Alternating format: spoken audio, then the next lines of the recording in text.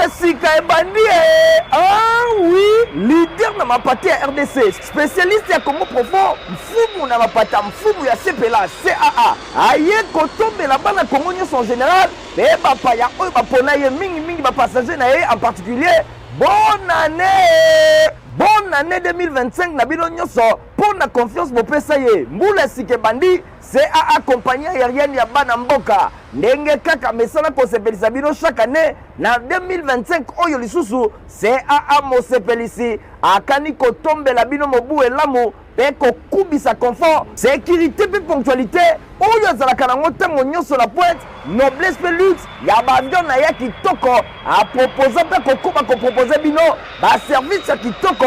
pour na rendre meilleur bavoyage na bino partout na République démocratique de Congo mobimba bavoli ya bompikiliki mpe ya mokwake ozo voyager na kokodikoko na assurance pour CAA assuraka toujours sécurité pe confort likolo nango bakisa ponctualité oyo esalaka bokeseni na ye lelo oyo 33 ans mokoka na service ya bakongolais nyonso mpe ya bana mboka mokili mobima endima ye 33 ans d'expérience eza ntsaka vd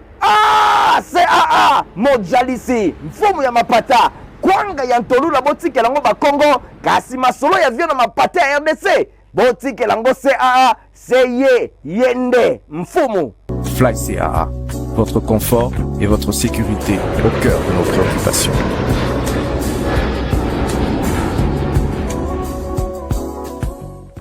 Et c'est un repos de sur la télévision, la bino pour la info, la journal, il y a peuple pour le peuple mercredi. Et là, nous avons la bino tout fond la journal pour le que chef de l'État Félix Antoine Tshisekedi Tshilombo et la première dame Denise Nyakero Tshisekedi Bango ba assisté qui na cérémonie à investiture, il y a un nouveau président élu na Ghana. Héritier Mapinde, mais après nous va détails par rapport à l'élément la Midjoma Bas.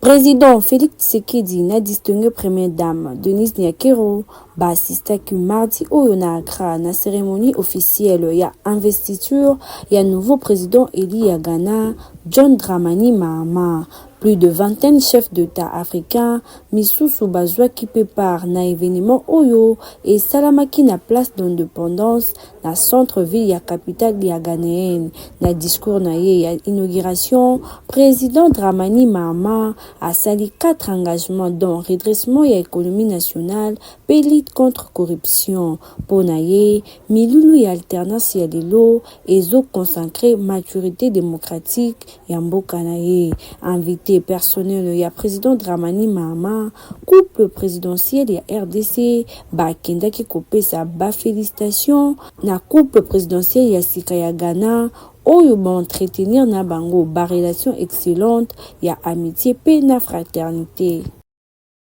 8 janvier 1996, 8 janvier 2025, le loco qui 29 ans, depuis que Antonov Moko et Rataka décollage na ngo na aérodrome Yandolo po na kosuki sa course na ngo na marché tipka pe batu ebele ba kufaka bolanda élément oyo héritier Mapinemi à Saline. 8 janvier 1996, 8 janvier 2025, et Kokesi Lelo 29 ans depuis le Congolais, il y a République démocratique du Congo en général, Pénaville, il y a Kinshasa en particulier, bah viva qui scène moko macabre, et qui accident, il y a avion, Oyo et Salimaki na marché type car à partir il y a avant midi, c'est-à-dire Nangonga, il y a 11h30, Antonov Moko ya Marcuris, Oyo ezalaki loué to ezomaki na location na société Mususu et rataki décollage na yango na aérodrome yango et rataki décollage na yango na aérodrome ya Ndolo pona kosukisa course na yango na marché type car marché Oyo ezalaki marché moko répété liboso wana bato nyonso bazalaki babande koteka bato bazalaki ebele ezalaki un certain lundi alors que Angouma ezalaka vraiment makasi Antonov Oyo et rataki décollage pe koyaki kuna plus de 300 personnes bakufaki pe batu ebele bazokaki ezalaki événement moko ya makasi à l'époque il y a fait président maréchal Mobutu Sese Seko Kukumbendu Wazabanga boy Léon Kengo wa Dondonde azalaki premier ministre akitaki na terrain mingi na marché tipka pona ko constater ndenge batu bakufaki pe ba dégâts ya ndenge na ndenge esalemaki ezalaki situation moko ya pasi oyo esalaki ke République démocratique du Congo Zaïre à l'époque bayeba na ko organiser deuil national pambate RDC to Zaïre à l'époque et connaîtra ki nanu likambo ya boité na mbala moko ba décidaki fermeture ya marché type K kutu aérodrome ya Ndolo yango pe ekangamaki pona mwangonga moko muke boyena sima bazongisaki ba vol na aérodrome oyo kasi marché type K etikalaki kaka ya kokangama 29 ans après ba congolais nyonso bazali kokanisa bazana ba souvenir moko ya mabe ya biloko esalemaki na marché type K ebele bakufelaki bandeko pe ebele bandeko na bango batikala ba handicapé suite na likambo oyo esalemaka wana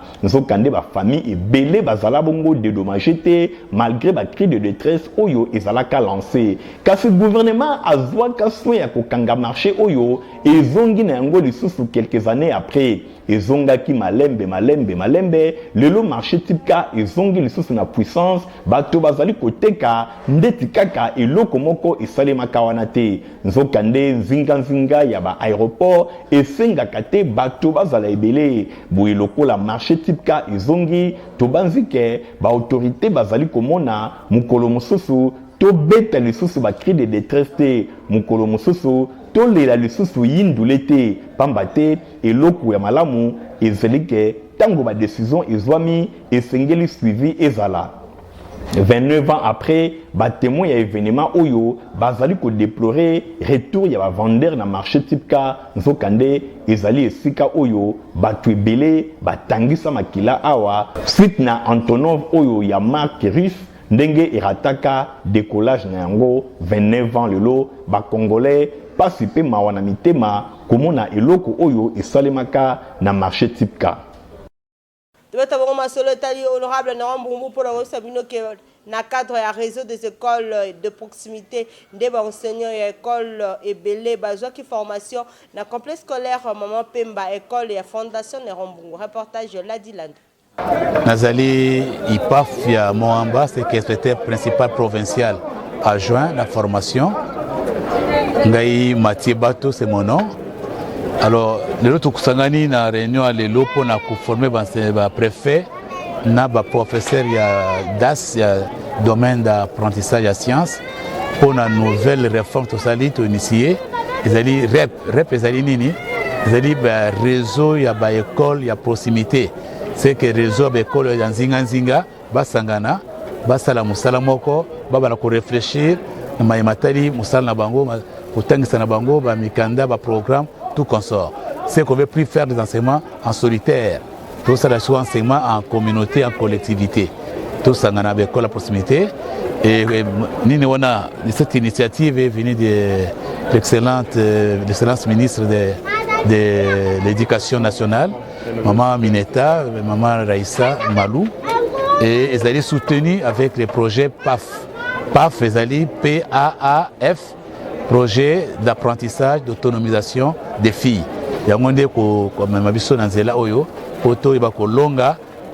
enseignement qui soit uniforme. Et ça a été que tout le sabana na deux vitesses. École za pemene wanda bazana nande muso utangi sabana nde mususu bonto ke ndenga moko yangona tozali ko sala de implantation. Manaki ko formé déjà banda le 22 novembre, le 17 18 décembre tous ont planté poule par poule. Voilà pour ça tout cela on a auto meka ko tout ça au nin tout ça qui bisonnon son centre nganda pour ça là qui bisobas. Voilà monsieur les journalistes. Merci beaucoup, c'est vraiment une question qui mérite la réponse. Le choix de l'école c'est par rapport à la capacité d'accueil d'abord. Hein, c'est la capacité d'accueil qui nous a poussé de venir ici. La salle est tellement vaste, l'accessibilité, on est venu pour ça et des deux. C'est une école aussi qui a une émergence, hein, apparemment, et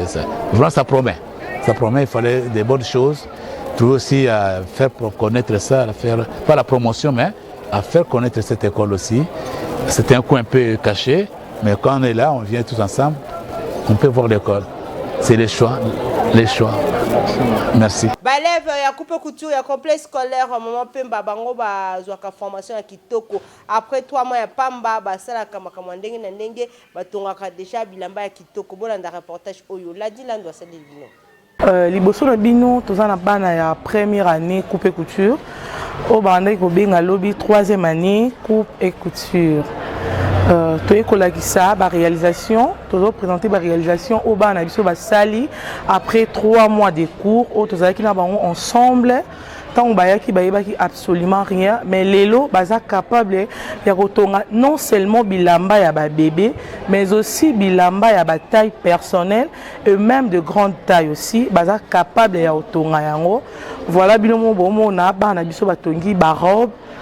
dame français na droite nanga toza eza na bano batongi ba bubu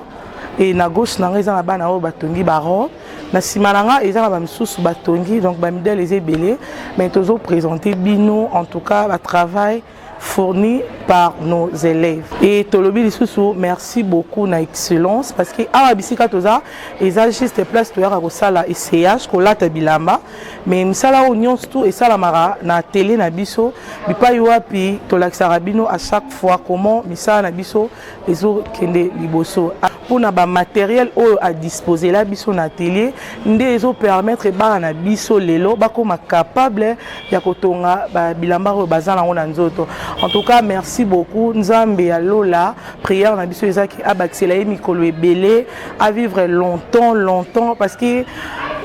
donc makambo oyo bana biso bazotonga ailleurs ezate hein na l'école mosusu en tout cas nulle part ailleurs pour mon bana ya première année humanité ce sont encore des apprenantes bazala débutantes mais batongi bilamba o evani na banzoto eza grâce ya ba matériel na ba machine per neuf o toza nango na atelier nde bana bazokoma ko réaliser ba bilamba o balati en tout cas nzamba pambola ye nzamba bakisela ye mikolo ebele na se na moyo oyo akende toujours liboso.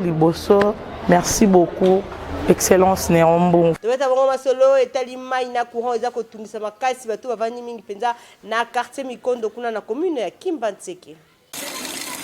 Awa tozali na ville province ya Kinshasa kasi likambo ya kokamwa ezali ke bisika mosusu bazali komela mai ya mabulu ndakisa commune ya Kimbantseke na quartier Kikimi population oyo bazali na esengo soko mokete po ba difficulté ya mai pe insécurité kutu ya kosakana te toza problème ya mai awa mai pasi botiela biso mai toza na posa mai botiela biso mai pasi ba mai tozomela ya mabulu toza na susa mai botiela biso mai penza mai makasi ya mai ya point côté musu ba mai ya mabulu eza kitoko te de souci eza que gouverneur pas fatia avec la biso mawa atela biso koto toza problème ya makamba mai de souci nde yango wana soka tie biso mai koto biso beto osepa gouvernement na eto obetele pe biso maboko atika te elembo kitoko na mokali na yango basengi na bakonzi batala pe na ngambu na bango po bakondisio ya lolenge ya boye ezali malamu te po mai bazali komela ezali komemela bango ba maladi ya ndenge na ndenge kuna na ngambu ya quartier Badara na commune ya Ntsele eza kotungisa bango makasi na likambo etali érosion bandako ebeleza kobuka na kote kuna reportage likambo etali érosion na ville ya Kinshasa bisika ebele bazali konyokwama bazali kotalela kaka gouvernement ya République démocratique du Congo po bayiba na kosala bango eloko awa toza na quartier Kimbondo na commune ya Mongafula botala bino moko érosion ndenge elia pe ezali ko continuer kolia bato batondisami na pasi pe mawa misu na bango ezali kaka epai ya ba autorité eza kaka na Kimbondo na Mongafula te même na champ de tir na commune ya Ngalema pe bisika ebele na quartier Ngomba Kikusa epai wapi population basangani bateleli gouvernement balobi esengeli vraiment basala quelque chose pona ndambu ya bandako oyo etikali nzoka nde mingi pe babungisa bandeko kaka na likambo etali kozanga banzela liwa ekotela bango ba reporter ya Info Lingala journal ya peuple babetaki tour kuna boyoka population ndenge azali kolela cette érosion oyo ekomi à quelques mètres ya route nationale érosion au place euti kuna bandako to perdre balopango batu bakufi ba makambo ebele salami kuna na se bato baza na se kuna baza kolela ba eloko biso to sengi na bakonzi bo soutenir biso kaka libulu ngala otolongola zemi na ngata mbule panzani awa koto ngambu ngamba na ko tika ngabwe na kaita ngabwe na bota na terrasse nakokende par 4 chemins tena kende kotoke epai ya bato sans pour autant kotoke epai ya baoyo batelemisi biso awa érosion oyo elekeli biso ebandaki muke na maboko kaka tozobunda po ebonga mais lere bokobunda bosali cotisation tu basaki tu banini na basalaire maigre toza nango okomona pe mbule ye eye memi biloko nyonso. Donc to dépenser jusqu'à tel point que tozo kokape lisusu ko cotiser poto finika libulo. Ezneti biso moyen to déplacer ezate. Tala ba age to komi na bango na okende ko futela wapi na mbongo nini. Alors odie kena kende ko futela basunga biso bakundela biso mwa oyo batia biso ata mwa terrasse maye kende. Pona ko accéder ko kenda ta musala tout un problème. Soki ka mbule beti moyen to longwa awa ko kende na bisika tozo sala. Tozo beta ta ba 2 semaines na bandako kuna pe absence okebo bakati lisusu mbongo. Souffrance sur souffrance mon frère. Na ebite soki bakoyokela biso na oyo muke oyo lieke baya kokunda biso na ba cercueil ya bien na ba cortège ya banini malamu baya ko mbongo wana baya kosunga biso na yango quartier na biso ya ngomba kikusa. Donc champ de tir ezana nzela te, champ de tir ezana ba problème sérieux. Na banzi boki ndenge bandeko balobi to na maite tozana courant te, tozana ba érosion, tozana nzela ko bimate. Na sina loba la fois passé que ceux qui to bakangi quand to koza na place à ko bimela te. Et on tozaki ko le pas ya président de la République avec la biso mawa. Tobanzi kembela ya population ya Kimbondo ngomba kikusa champ de tir nangali mapena munga fula e yokani epai ya ba autorité bakosala makasi pona kosala misala enfin que érosion oyo ezali kolia banda kuna bango lokola ndenge bazali kolia nguba eyeba na kosila pe population avanda na kimia.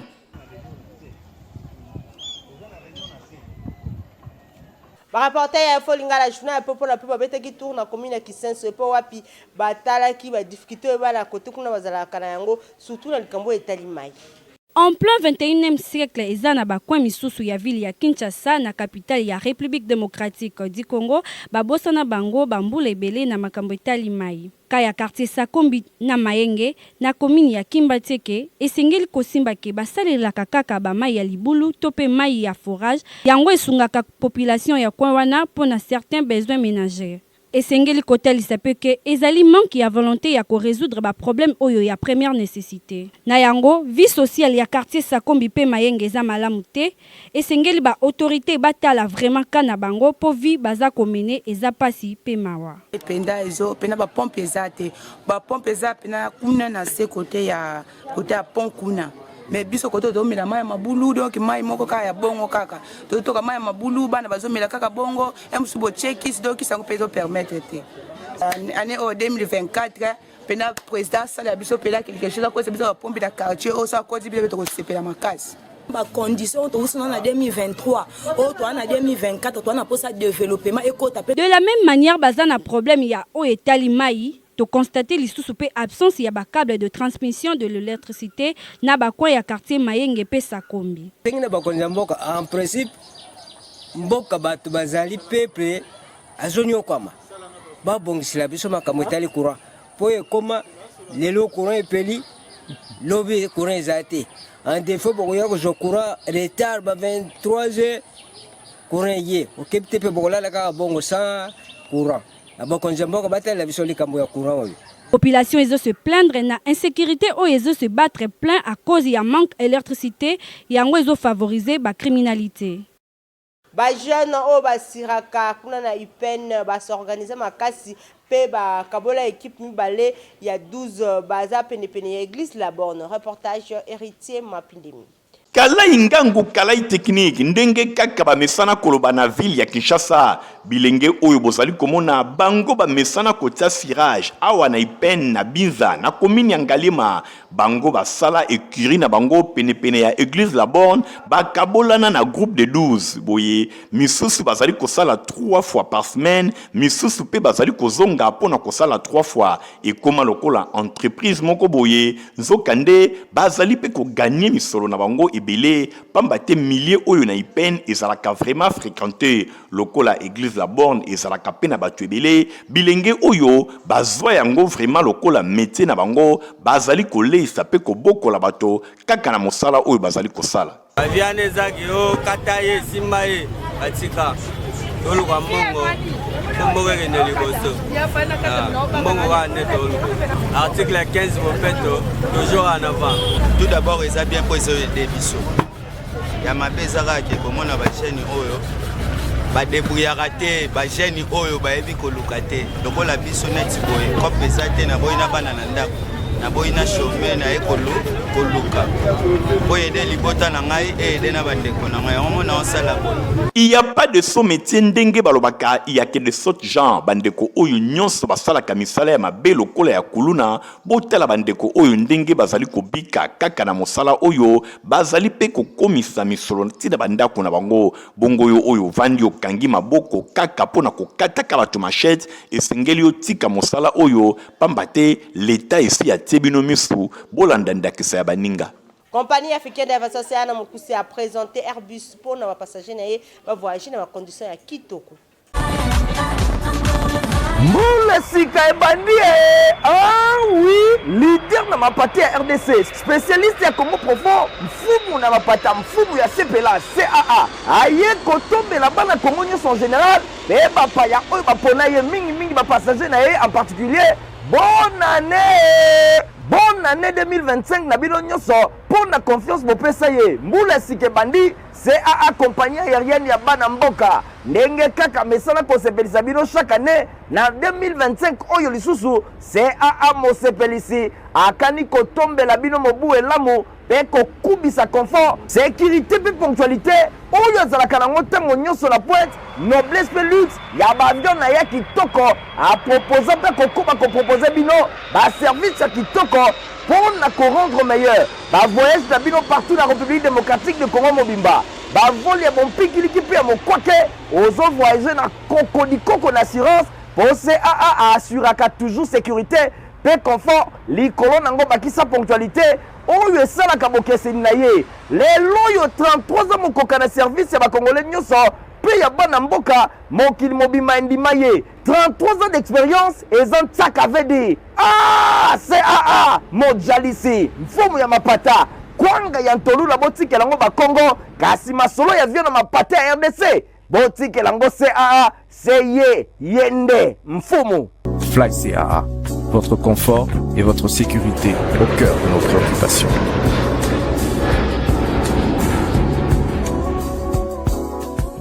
La puissance qu'on a c'est pas qualité pe kitoko place ya sur ya kosomba yango 7e rue mettez papa griffe azawana na petit boulevard okomona yango okoza sapata kitoko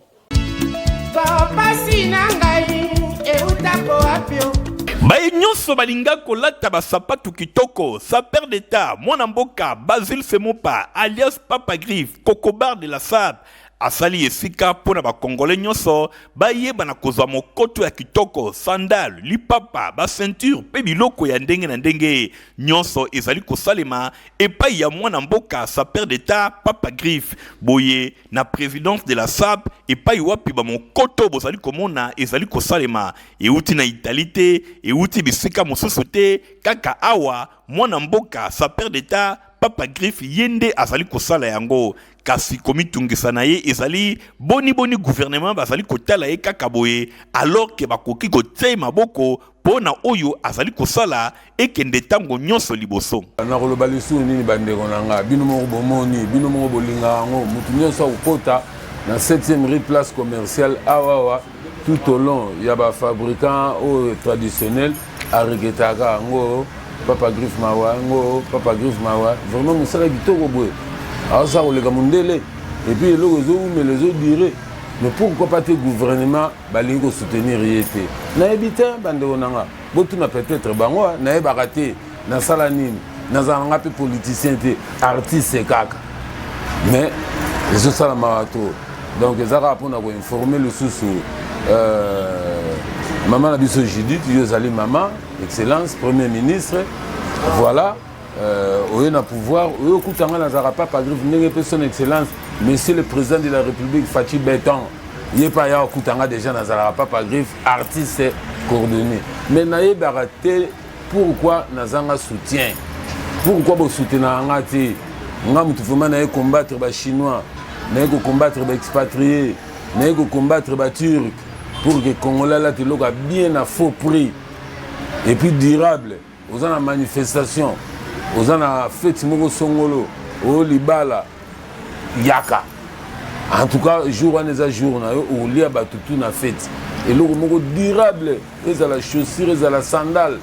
ezala ceinture ezala sac mpo eza cordonnerie na maroquinerie ata chaussure eleki bolite lokola ilk oye nadimi nango lokola emoro na odimi nango lokola emoro ata eza lokola emoro nakomisa yango lokola ilk nakomisa yango mais mpo na nini te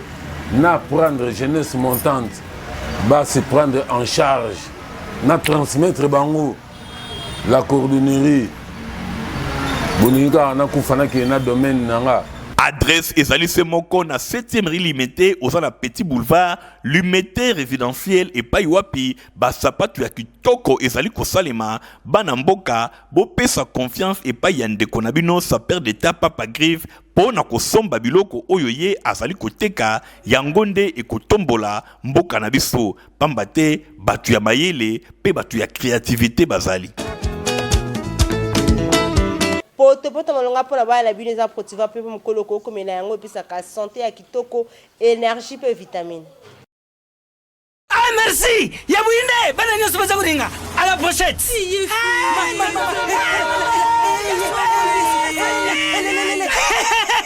Vous allez quoi mais Protivap est tonne la protéine et énergie.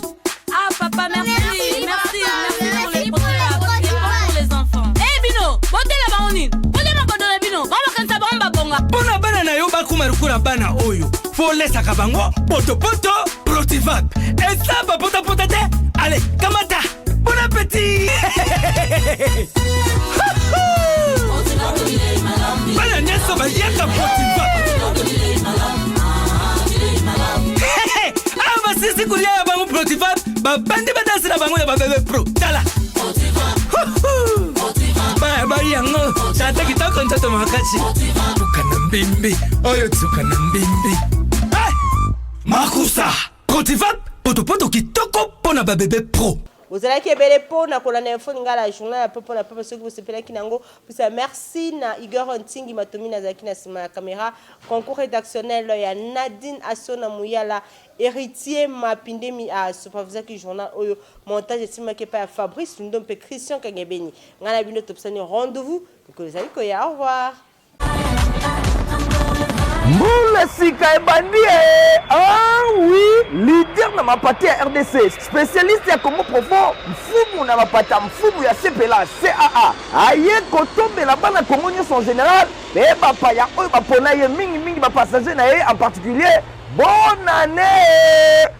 année 2025 na bino nyonso pour na confiance bopesa ye Moule Sika Ebandi CAA compagnie aérienne ya bana mboka ndenge kaka mesala kosepelisa bino chaque année na 2025 oyo lisusu CAA mosepelisi akani kotombela bino mobu elamu pe kokubisa confort sécurité pe ponctualité oyo ezalaka nango ntango nyonso la pointe noblesse pe luxe ya baavion na ya kitoko apropose pe kokuba kopropose bino baservice ya kitoko pour na rendre meilleur voyage na bino partout na République démocratique de Congo mobimba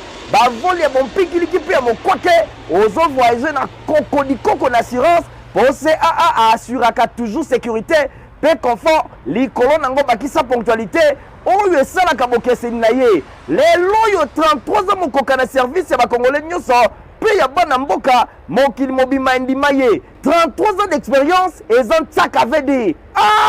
CAA mojalisi mfumu ya mapata kwanga ya ntolula botikela ngo bakongo kasi masolo ya vio na mapata ya RDC botikela ngo CAA seye yende mfumu. Fly CAA, votre confort et votre sécurité au cœur de nos préoccupations.